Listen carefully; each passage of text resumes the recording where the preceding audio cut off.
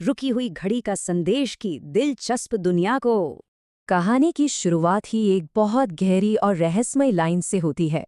कहानी का हीरो है अर्नव, जिसके लिए वक्त बस इसी पल में थम जाता है। सोचिए, पूरी दुनिया एक तस्वीर बन गई है और सिर्फ अर्नव ही चल फिर पा रहा है।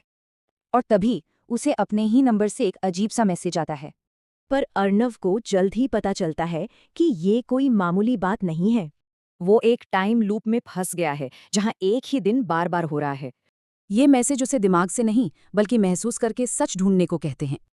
और ये कोई आम इंसान नहीं है, शायद उसे सब कुछ पता है।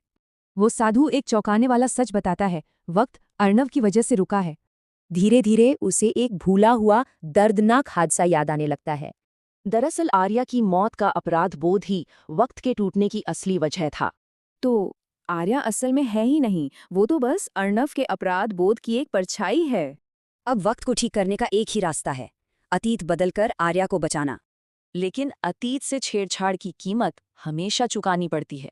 आर्या को बचाने से एक पैराडॉक्स बन गया जिसने एक दूसरी हकीकत को मिटा दिया। तो अब दो अर्नव हैं, एक कामयाब, दूसरा जिसने सब कुछ खो दिया था।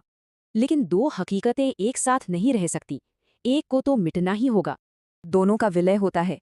अब एक अर्नव है जिसके पास दो जिंदगियों की यादें हैं। विलय तो सफल रहा, पर इसने अलग अलग हकीकतों के बीच एक दरवाजा खोल दिया। और इस घटना ने अर्नव को बदल दिया।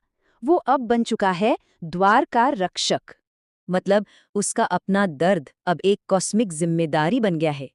जो कभी वक्त में फंसा था, अब वही कई हकीकतों के भविष्य की रक्षा करेगा। और उससे मिलता है अपना पहला मिशन, एक नई अनजान हकीकत में जाने का। तो रुकी हुई घड़ी की कहानी तो खत्म हुई, पर रक्षक का सफर तो अभी शुरू हुआ है।